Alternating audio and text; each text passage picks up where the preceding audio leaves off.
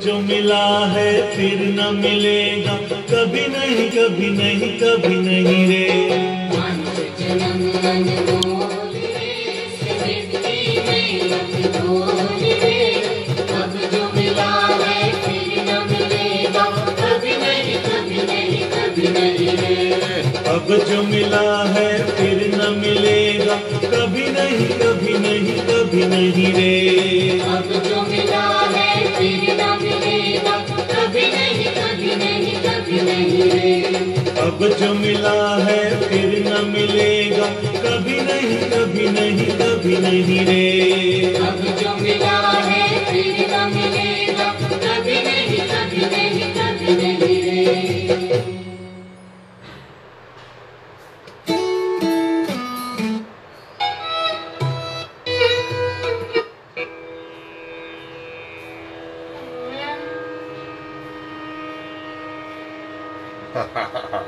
महानुभावों को मेरा पुनः प्रणाम। आप सभी मुझे अच्छी तरह से सुन पा रहे हैं, मेरी आवाज सही पहुंच रही है आपकी तरफ। बहुत ही सुंदर और प्यारा भजन रहा ये आज का, मनुष्य जन्म अनमोल रे। और माटी में मत घोल रे।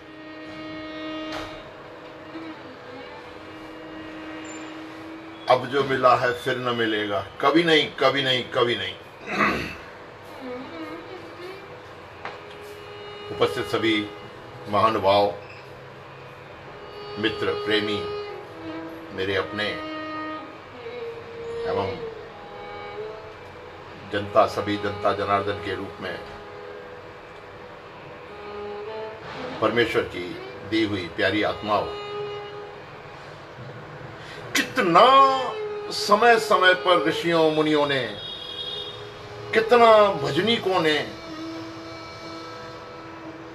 कितना महात्माओं ने, सत्पुरुषों ने, संत पुरुषों ने, गुरुजनों ने समय समय पर ऐसे राग अलापे हैं, ऐसे भजन गाए हैं,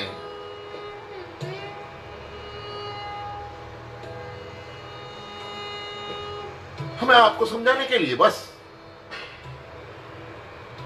क्यों नहीं समझते हम लोग? क्यों नहीं समझ में आती हमें? तो ये सवाल हम आपसे नहीं कर रहे हैं, यह सवाल हम अपने से कर रहे हैं कि हम समय समय पर वेदों द्वारा, शास्त्रों द्वारा, उपनिषदों द्वारा, स्मृतियों द्वारा मानव जीवन में नीति पूर्वक, सदाचार पूर्वक, सद्भाव पूर्वक, सद्गुणों से पूर्ण होके जीवन जीने के तरीके महापुरुषों ने हमें बताए। समय समय पर उनके प्रयास रहे।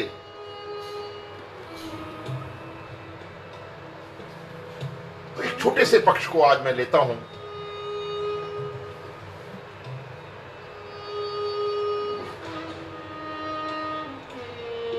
मनुष्य जीवन में सभी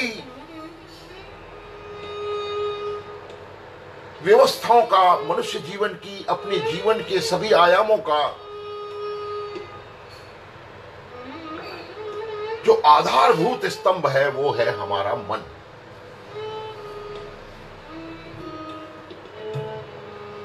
इसी मन को समझाने के लिए, इसी मन को व्यवस्थित करने के लिए, इसी मन को संचालित करने के लिए,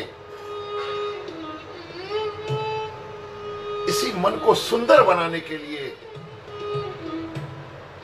सभी महापुरुषों ने, वेदों ने, शास्त्रों ने समय समय पर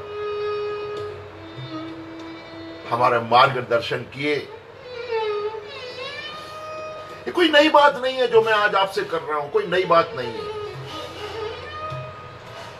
ये प्राचीन समय से ऐसा चला आ रहा है। जब से मनुष्य ने जन्म लिया, इस सृष्टि में परमेश्वर ने मनुष्य जन्म दिया, वो अनमोल दिया। ऐसी अनमोल धरोहर, ऐसा अनमोल उपहार उस बात को समय समय पर मनुष्य जन्म अनमोल रे, माटी में मत घोल रे।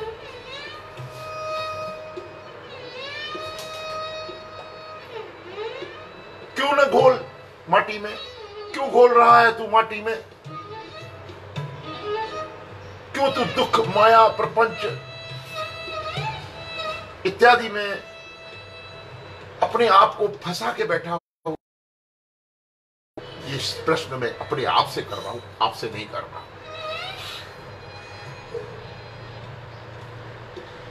मन का अपने विचारों में भ्रमित होना ही, क्योंकि हमारे अंदर में जो विचार आते हैं, उन विचारों का आना और जाना परमेश्वर ने तो ऐसी व्यवस्था की है, अपना रूप दिया है परमेश्वर ने आपको, हमको वैसा ही रूप, जैसा परमेश्वर का रूप है वैसा ही परमेश्वर ने अपने जैसा मनुष्य को बनाया। मनुष्य को परमेश्वर ने इतना शुद्ध, पवित्र, पावन, सात्विक, विराट, अनंत बनाया कि वो अपने इस स्वरूप में, जिसमें परमेश्वर ने ये जीवात्मा हमको आपको बख्शी है, उसमें स्थित मन के विचारों से हम भ्रमित होकर दुख और सुख का अनुभव करते हैं।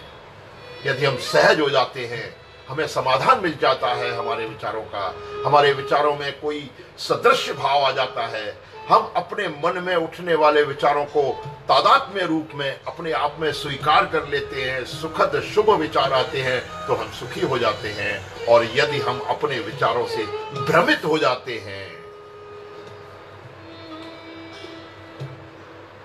हमारे मन को आने वाले विचार हमारे मन को अव्यवस्थित कर देते हैं, दुखी हो जाते हैं। तो ये मन ही मूल आधार है हमारे सुख और दुख का। कितना सुंदर परमेश्वर ने सृष्टि में विधान किया है मनुष्य जीवन का। थोड़ा सा और घुसते हैं, गहराई की तरफ हम जाते हैं तो ऐसा महसूस करेंगे हम और आप सभी कि इस मन में व्यवस्थाओं को, जो परमेश्वर ने पवित्रता हमको बख्शी है कि तुम्हारे मन में, तुम्हारे अंतर मन में, तुम्हारे स्वरूप में शुचिता, सात्विकता, सधर्मता, सहिष्णुता, दयालुता, करुणामय भाव, ये सभी आने चाहिए। यदि ऐसे विचार आपके अंदर आते हैं, परमेश्वर ने एक बहुत बड़ा यंत्र मनुष्य को बना दिया। ये यंत्र है, ये विज्ञान का एक ऐसा पुतला बना दिया परमेश्वर ने कि इसमें जो भी चीज हम अंदर ग्रहण करते हैं, अब आप छोटी सी एक उदाहरण ले लीजिए कि हम पल प्रतिपल श्वास ले रहे हैं, हमारे इस स्वरूप में जो हम ग्रहण कर रहे हैं,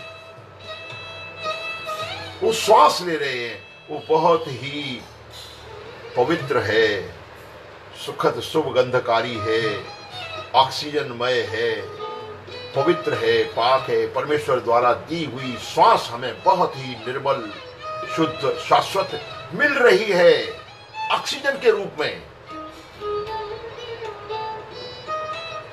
आइए इस सांस पर थोड़ा सा हम और चिंतन करते हैं, गहरे करते हैं कि हमारे इस शरीर में, हमारे इस तन में आने वाली वायु, प्राण वायु जो हमें ऑक्सीजन के रूप में मिलती है, वो कितनी शुद्ध, पाक और पवित्र है, जो परमेश्वर के द्वारा ऑक्सीजन के रूप में हमको दी जाती है।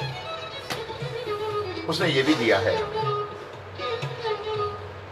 परंतु इसके बाद जो वो सांस हम बाहर निकालते हैं, क्योंकि सांस का आवागमन ही जीवन है, सांस का अंदर आना परमेश्वर द्वारा दी हुई सांस बहुत ही पवित्र और ऑक्सीजनमय है, हमको जीवंत करने के लिए पर्याप्त है। परमेश्वर ने जीवन हमें दिया है उस ऑक्सीजन के माध्यम से, जो हम इस शरीर में, इस स्वरूप में ग्रहण करते हैं, वो बहुत ही शुचि, पावन और पवित्र है।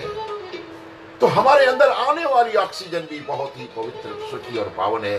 प्रकृति हमको वो श्वास देती है प्राणवायु के रूप में, परंतु होता क्या है, इस यंत्र में जाते ही हम उस प्राणवायु का जो निष्कासन करते हैं, जो निर्गमन करते हैं, जो निकालते हैं, वो बहुत ही सारी की सारी व्यवस्थाओं को, अंदर की गंदे को, कुचले को और दुर्भावों को, दुष्विचारों को या सभी चीजों को, जिसमें कहना चाहिए दुर्भाव आ जाता है, हमारे श्वास के निकलने में हमको क्या निकलती है, कार्बन डाइऑक्साइड। मतलब हमारे शरीर में पवित्र चीज आई और हेय पदार्थ हमने त्यागा। एक चिंतन यहां आता है कि परमेश्वर ने तुझे जो भी विचार दिए हैं वो सद दिए हैं, शुभ दिए हैं, परंतु इस मन के अंदर, इस शरीर के अंदर, इस तन के अंदर वो जाकर वो सारे के सारे त्याज्य और हेय हो जाते हैं। आइए प्रयास करें कि हमारे अंदर ऐसी जा रही है, हमारे मन के मनोभावों से वो कम गंदी होके निकले, कम अशुद्धता लिए हुए हो। हमारा ऐसा मानना है कि हमारे मन के अंदर आने वाले सभी विचार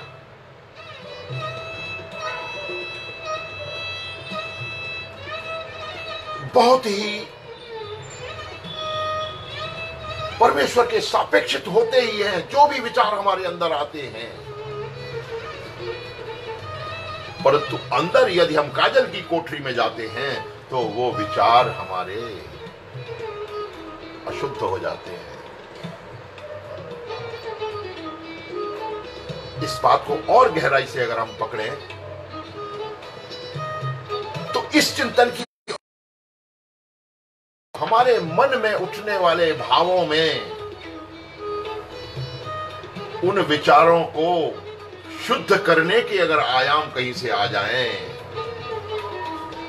हम ऐसा सोचने लगे कि प्रभु ने तो हमें जो भी कुछ दिया है, हमारा जन्म जब हुआ है तब से हमने सुंदर सुंदर शुभ शुभ कार्य, शुभ शुभ विचार, सद्भाव, सद्गुणों को अपने अंदर ग्रहण करने का परमेश्वर ने एक हमको जन्म ही परमेश्वर ने इसलिए दिया है कि तू जाके इस धरती पर, इस पृथ्वी पर अच्छे अच्छे काम कर। पिछली बार मैंने एक कहानी सुनाई थी छोटी सी,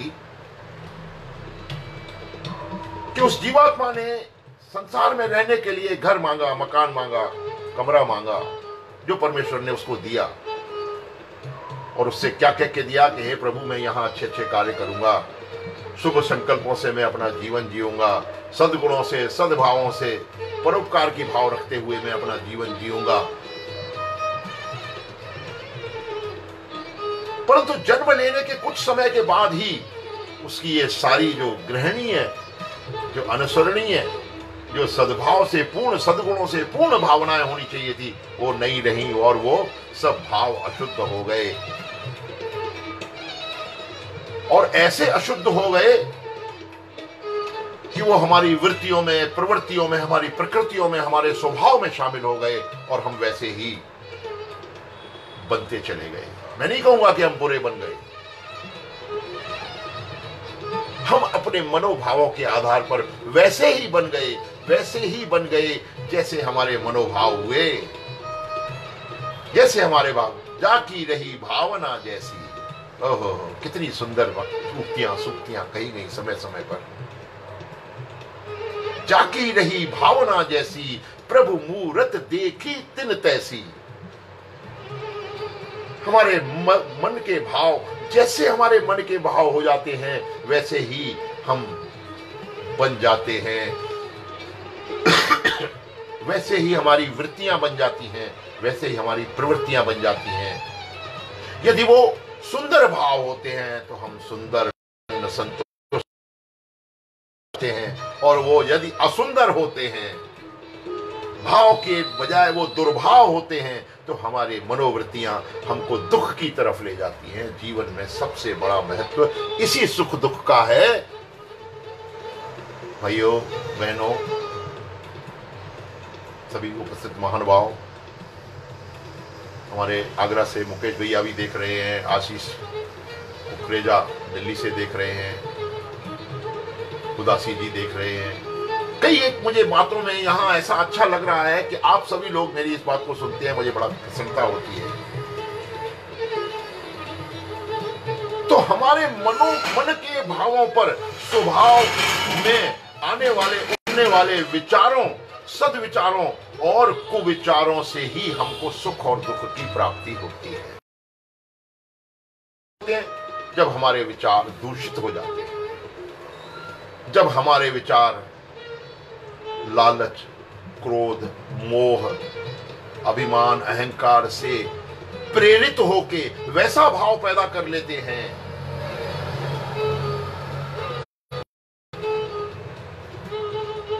तो कुछ मेरा जो आज का विषय है वो ये है कि हम इन मनोभावों को, इन विचारों को अपने अंदर देखने, अपने विचारों में हम संतुलन बना सकें। हम बैठें, हम अपने मन के आने मथें, उसका चिंतन करें कि कौन सा विचार हमारे लिए शुभ है, जो हमें सुख देगा, कौन सा विचार हमारे लिए अशुभ है, जो हमें भी दुख देगा, और हमारे जरिए किसी दूसरे पर वो विचार अगर दिया जाएगा, या उस विचार की कोई बातचीत की जाएगी, या उस विचार से कोई संवाद होगा, उस विचार से कोई बातचीत संसार में, सामाजिक व्यवहार में हम अपनाएंगे। दुर्भावपूर्ण बातचीत भी हमें तो दुखी करके निकलेगी ही निकलेगी, लेकिन हमारी बातचीत को जो व्यक्ति सुन रहा है उसको भी वो सुखी नहीं करेगी, उसको भी आहत करेगी, उसको भी दुखी करेगी।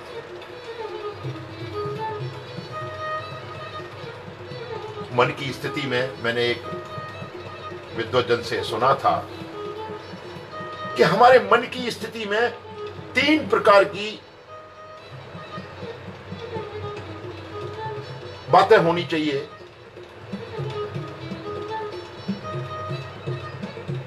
पहली बात उन्होंने बताई कि हमारे मन में उठने वाले भावों में साधक प्रवृत्ति होनी चाहिए, क्रिएटिविटी होनी चाहिए, कि हम शुभ विचारों का संकल्प जो करें, शुभ विचारों को हम अपने अंदर अगर स्थापित करें, हम अपने शुभ विचारों को अपने अंदर बिठाएं, तो परमेश्वर की कृतियों के प्रति हमारे भावों में सृजनात्मक बात होनी चाहिए। हम सोचना चाहिए कि हम कौन से विचार परमेश्वर के सापेक्ष अपने सद्गुणों को लेके अपने अंदर विकसित करें। क्रिएटिविटी, सृजनात्मक प्रवृत्तियां हमारे मन के अंदर अगर भावों को लाती हैं,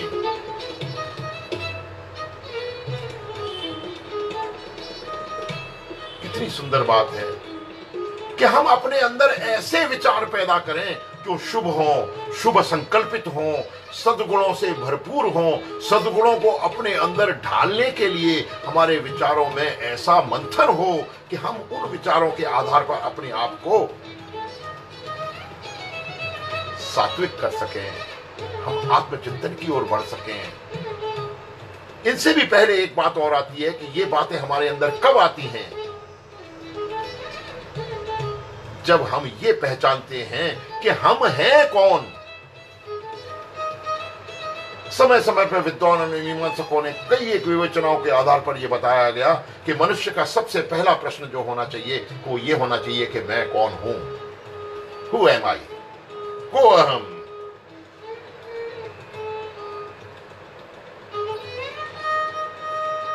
क्या आंख, नाक, जीवा, ज्ञानेंद्रियां मैं हूं?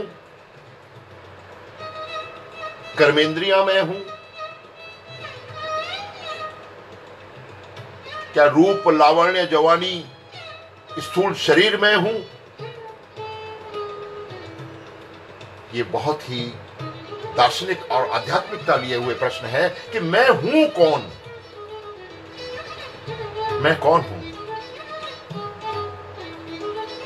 कहीं नहीं जाना आपको। ये मांस मज्जा का शरीर मैं हूं। जब इस शरीर को हम मैं मान लेते हैं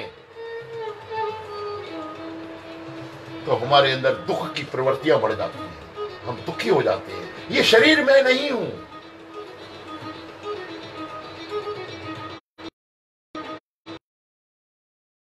को हम, मैं कौन हूं? हु एम आई?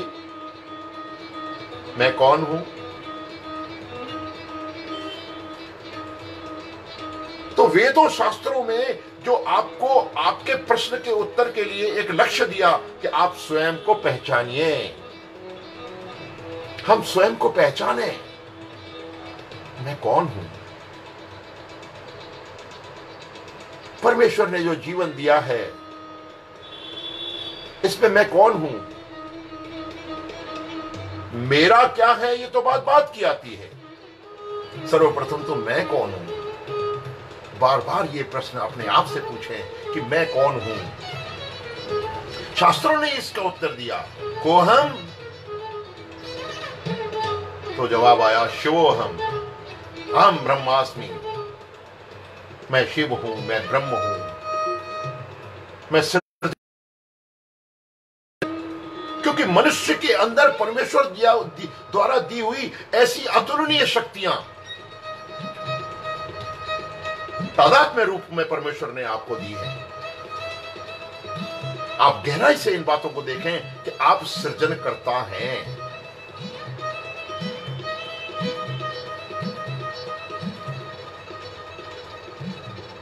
परमेश्वर ने अपना रूप आपको दिया है, लेकिन वो प्रकृति के माध्यम से दिया है।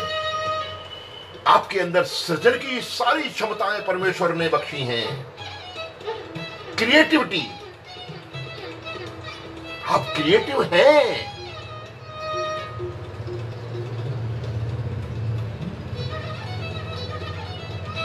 हो, कितना सुंदर विषय आज निकल आया मेरी बातचीत में। कृपया इस ध्यान की ओर जाएं, इस बात की ओर सोचें। उसके लिए साधन कई एक हैं। आप स्थान पर बैठे हैं,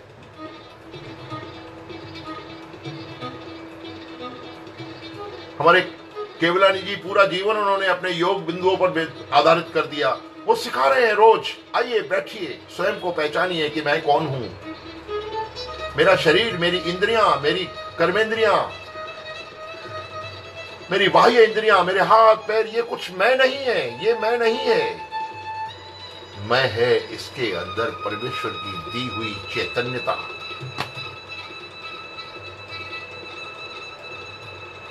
आपकी आत्मा में, आपकी अंतरात्मा में, आपके आत्मचिंतन में जब ये प्रश्न गूंज जाएगा कि मैं कौन हूं, मेरा ऐसा अनुभव है कि ये प्रश्न आपके अंदर गूंजना चाहिए। फिर एक बार चाहिए शब्द का प्रयोग कर रहा हूं। अगर नहीं आया तो हम अपने आत्मचिंतन की ओर बढ़ ही नहीं पाएंगे। मूल प्रश्न है, हम क्या हैं?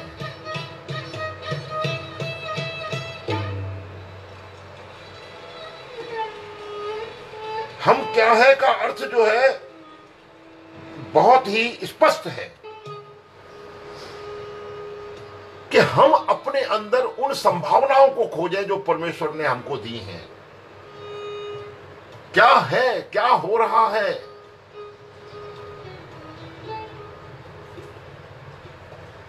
ये बड़ा जीवन अनमोल है। इसके अंदर उठने वाले सभी मन के भाव जितने भी हैं, दो ही बातें हैं, केवल दो ही बातें हैं, ऋणात्मक और धनात्मक, नेगेटिव और पॉजिटिव। ये गणित है सीधा सीधा।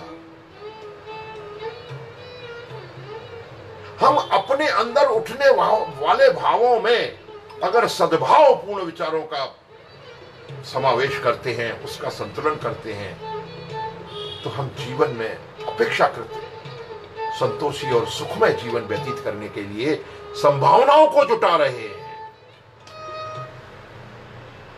अगर हमारे जीवन के अंदर भय है, क्लेश है, लालच है, लोभ है, तो वैसे ही हमारे मनोभाव हो जाते हैं, जिससे हमारे अंदर भय का साम्राज्य बैठ जाता है।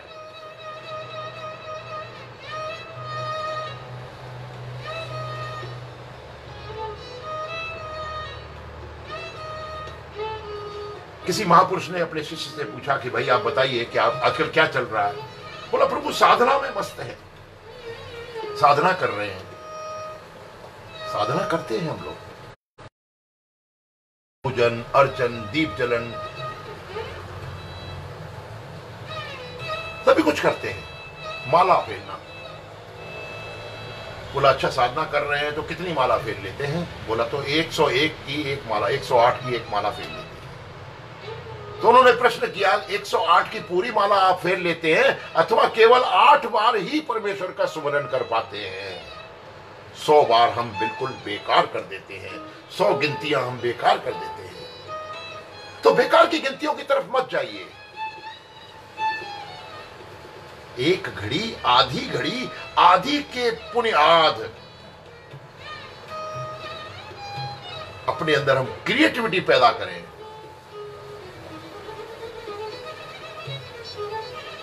जिससे हम साधक बन पाए, हम साधना के उन मार्गों पर जा पाए जो समय समय पर ऋषियों ने मुनियों ने हमें अपने आप को पहचानने के लिए चिंतन दिए हैं।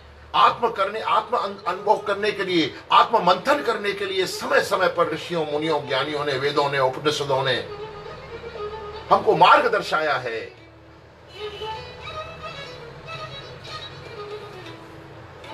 कई प्रकार के भक्तों ने अपनी भक्ति के मार्ग को दिखा दिखा के, कबीर ने, सूर ने, तुलसी ने, जायसी ने, मीरा ने, कई प्रकार के भक्तों ने अपने अपने भक्तिमय जीवन के हमारे आपके सामने उदाहरण रखे हैं कि ऐसे नहीं ऐसे जियो, ऐसे नहीं ऐसे जियो, ऐसे नहीं ऐसे जियो। जीना नहीं देश वीराना है, यह संसार कागज की पुड़िया, बूंद पड़े धुल जाना है। हम और आप क्या करते हैं? हम और आप ये महसूस करते हैं कि कैसे भी करके इस जीवन में बने रहे, मैं बना रहूं, मेरा स्थापित्य बना रहे, मेरी सारी संभावनाएं बनी रहें। हमारा सृजनात्मक दृष्टिकोण, हमारी क्रिएटिविटी उस तरफ चली जाती है कि मैं हूं तो मेरा पुत्र हो, मेरा पुत्र हो तो मेरी संपत्तियां हो, मेरा सब कुछ बना रहे। इस बात के पीछे हम पूरा अपना जीवन त्याग देते हैं, पूरा जीवन खर्च हो जाता है। हम क्रिएटिव हैं। परमेश्वर ने अपनी असीम शक्तियां पैदा करने की, प्रजनन की, जनने की, एक नया बालक पैदा करने की, नया शिशु पैदा करने की, पुरुष और स्त्री को एक बहुत ही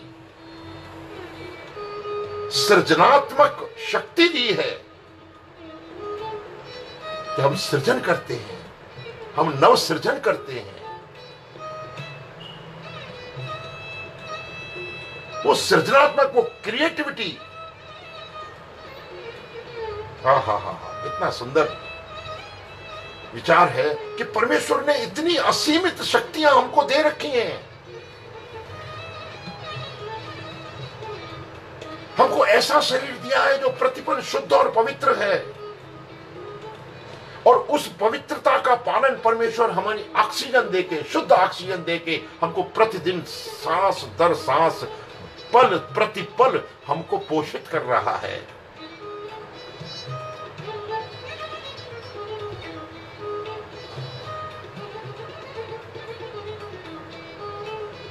माटी का ढेर बताया विद्वानों ने इस शरीर को,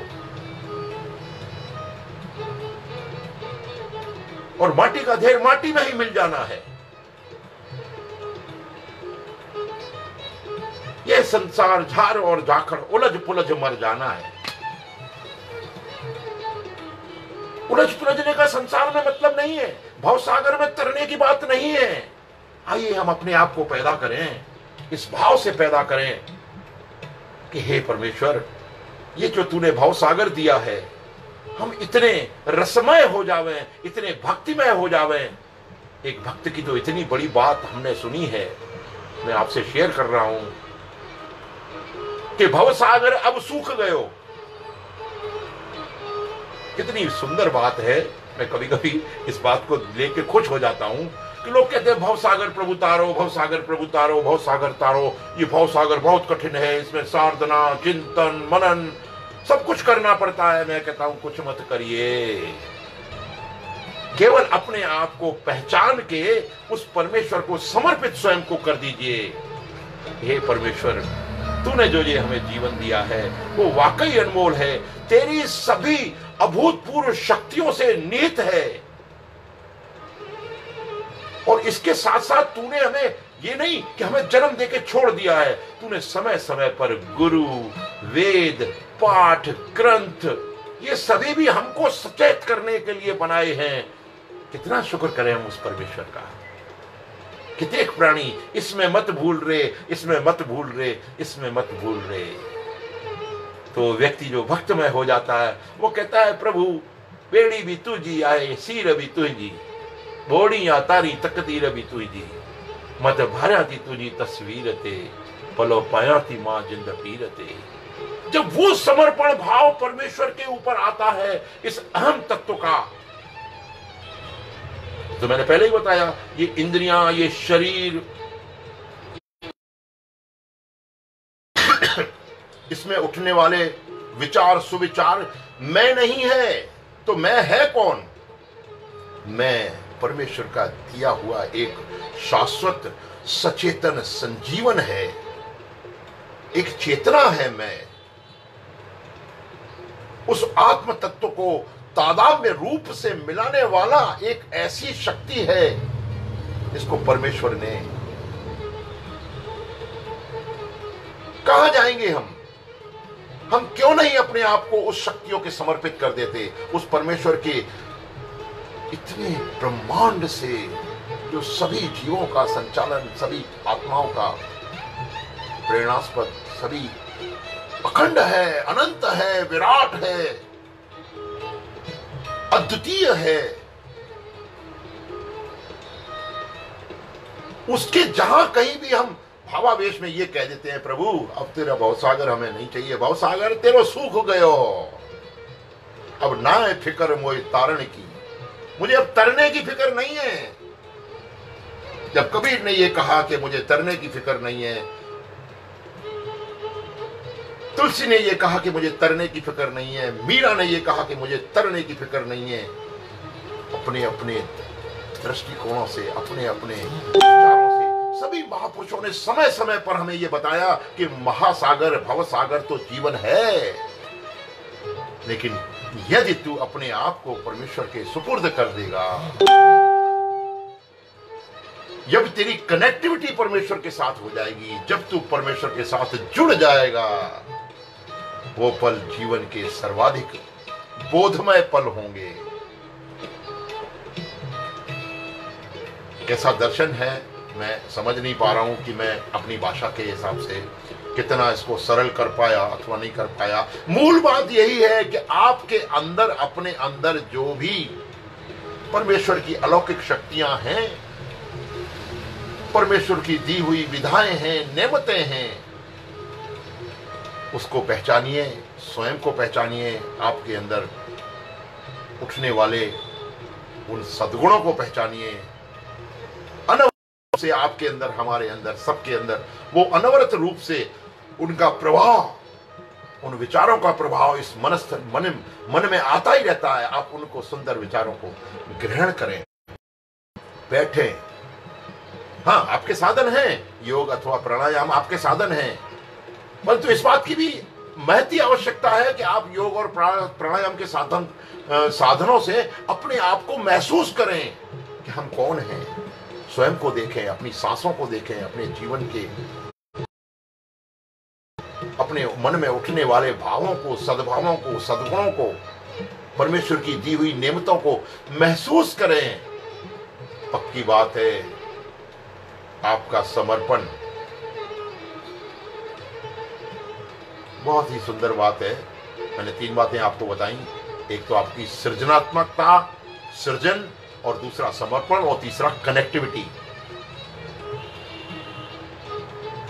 क्रिएटिविटी, डेडिकेशन एंड कनेक्टिविटी, ये तीनों भाव आपके अंदर स्वयं ही आने लगेंगे और धीरे धीरे आपके विचारों में सद्विचार आएंगे, सद्भाव आएंगे, सदाचार से पूर्ण होंगे।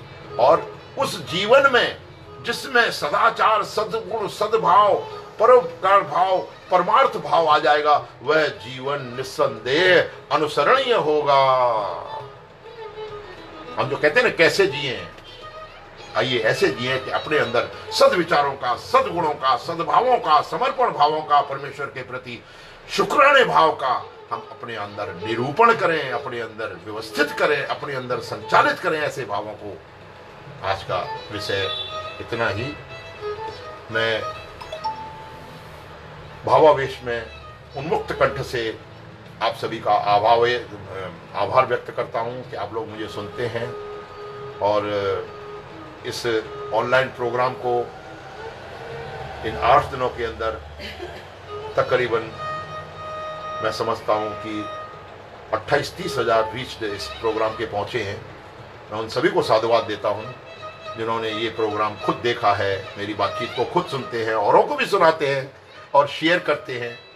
एक ऐसा मनोभाव पैदा होता है कि हे प्रभु, तूने मुझे जो ये भाव दिया है, मैं इस भाव के जरिए औरों को कुछ भाव, सद्भाव पूर्ण बातें दे पा रहा हूं। मेरा जो चिंतन है वो देने का है, आपका भी देने का चिंतन बने। आप भी लोगों को दीजिए, सद्भाव दीजिए। कई एक बातों में से निकल आती हैं, समय अवधि के हिसाब से मुझे देखना पड़ता है कि ऐसा न हो जाए कि कहीं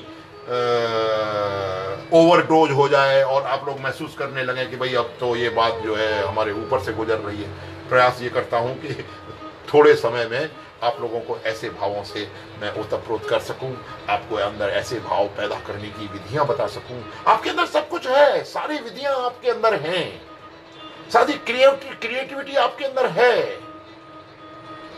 आप अपनी साधना को क्रिएटिव करिए। महापुरुषों के अंदर कोई और बात कहीं बाहर से नहीं आई है। महात्मा बुद्ध के अंदर, महावीर के अंदर, सभी इसी संसार की आई हुई बातें से हैं। किया, इन्हीं बातों का चिंतन किया, इन्हीं बातों का मंथन किया, इसी आधार पर ही वो इस राह पर चले गए। आज वो पथ प्रदर्शक, मार्गदर्शक के रूप में हमारे आपके जीवन को संचालित कर रहे हैं। कहीं ना कहीं तो उन महापुरुषों की ऐसी चिंतन, विचार, मंथन रहा होगा जो आज इतनी ऊंचाइयों पर जाकर उन महापुरुषों ने हमें अनुसरणीय करने के लिए प्रेरित किया है कि आप भी इन चीजों का अनुसरण करें। हमने पाया है, आप भी पाइए। बुद्ध ने पाया, महावीर ने पाया, रैदास ने पाया, कबीर ने पाया, सूर ने पाया, तुलसी ने पाया। उस भक्ति की पराकाष्ठा को मैं फिर नमन करता हूं जिसने ये कहा कि भव सागर अब सूख गयो। भवसागर तो अब सूख गया। जब मैंने तुम्हें अपने आप को समर्पित कर दिया, मेरे अंदर आपको समर्पण करने का भाव आ गया, मेरे अंदर भक्ति भाव पैदा हो गया, मेरे अंदर सद्भाव पैदा हो गया, मुझे दूसरों को सब कुछ देने का भाव पैदा हो गया, तो अब भवसागर में पानी तो है ही नहीं, कोई कठिनाई नहीं है। भवसागर सब सूख गयो, अब ना है फिक्र मुझे तारने की, मुझे तरने की प्रवाह आपकी अब चिंता ही नहीं है। प्रभु ऐसी मस्ती अपने अंदर लाए, प्रयास करें, सद्गुणों को, सद्भावों को अपने अंदर प्रयास करके क्रिएटिव करें। अपनी सृजनात्मक ताकतें जो है, सृजनात्मक परमेश्वर की दी हुई शक्तियों को अपने अंदर सहेजें और अपने मनोभावों को संचालित करें। आज इतना ही। मैं एक बार पुनः आप सभी का आभार, आप सभी को हृदय से प्रणाम करता हूँ। आपने बहुत समय दिया, सभी लोग मुझे सुनते हैं, बड़ा अच्छा लगता है।